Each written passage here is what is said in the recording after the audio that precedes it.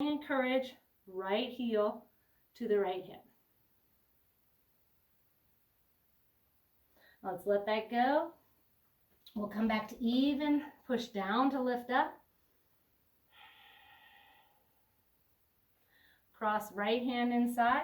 We'll hinge off a little bit to the right side. That gives us that opportunity to bend the left knee, reaching around, frog grip if you're doing it, thumb and big toe, elbow points up, checking into right shoulder, push down to lift up, gently encourage, heel towards the hip. There's so much going on here that you have no choice but to focus and concentrate. It's right forearm, it's right shoulder, left leg, left hand. Let it go. Come right down, create your little pillow, and rest.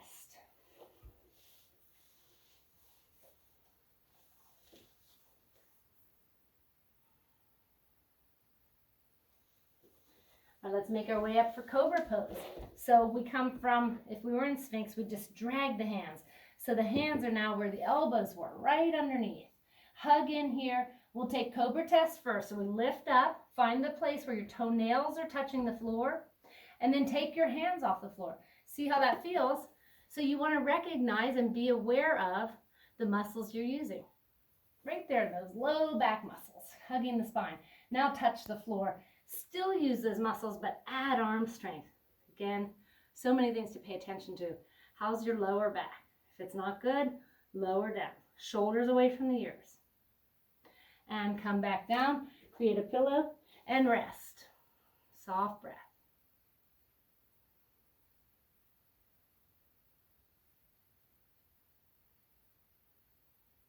All right, coming back up, airplane wings. We start with toenails touching the floor. We want to expand our heart, lift up, pull shoulders back. Now add the feet. If you had a mirror there, you'd say, are my shoulders and feet in the same line? Lift and lift, lift, lift the front, lift the back.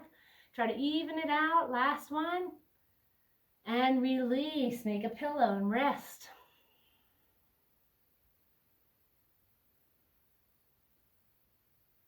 Our last one, we'll add Dhanurasana, and we're going to do the roll today again. So clear your mat, make sure there's nothing in the way. Walk your knees so they're touching because there's going to be a lot of splaying there.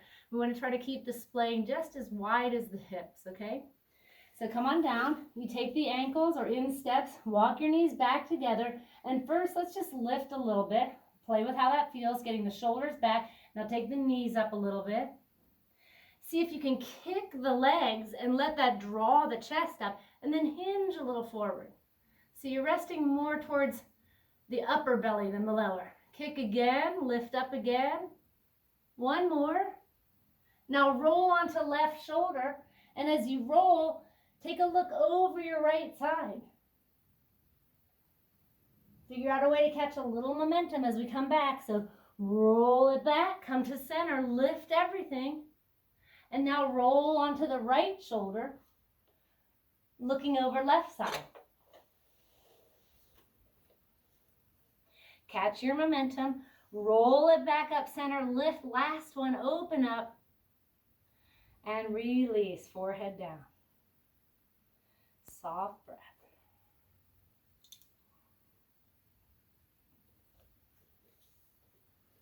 From here, curl yourself up into child's pose.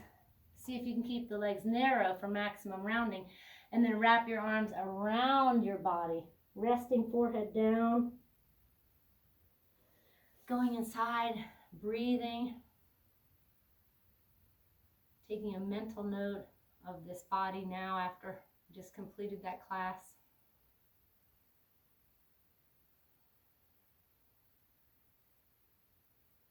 And then make your way onto your spine for Shavasana. And once you get there, let's go ahead and find a sense of heaviness, allowing the body to completely relax. When we talk about sthira in the physical sense, it's this place of stability to the point of tranquility. Well, that's why in the physical postures it's so important to keep integrity. When you are committed to that base of integrity, it gives you the freedom to move. Same thing applies here in this Shavasana. Be committed to being heavy on the mat. You trust and support your floor. You know that it'll support you, that is. So let it hold you, and that'll give you the freedom to be completely tranquil. We won't stay long.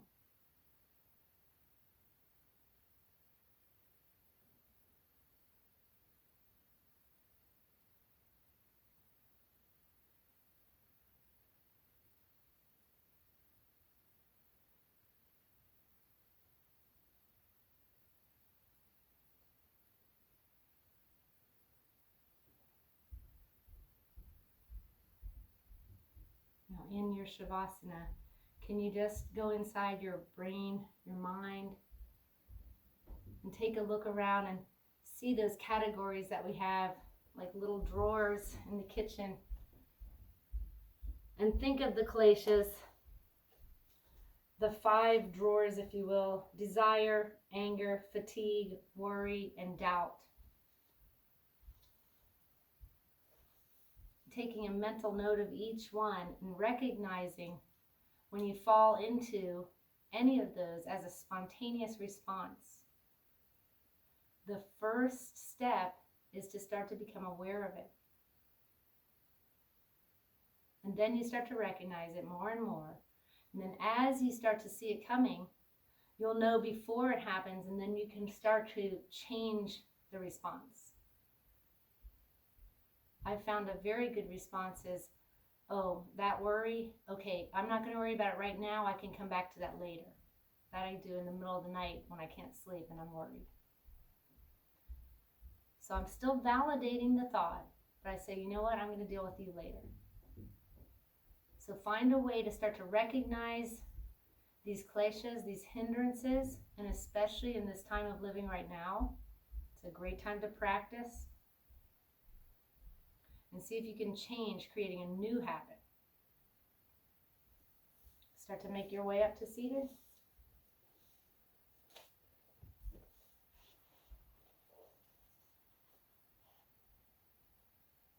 Facing the screen if you like, just as a symbol of all of us being together. Drawing hands to the heart and recognizing that the goal, quote unquote, of yoga is to be in a place where we can offer benevolence in every response. Sending love, compassion, and kindness to all beings suffering right now, and asking ourselves, how can I help to relieve the suffering? Om Shanti, Shanti, Shanti. Namaste.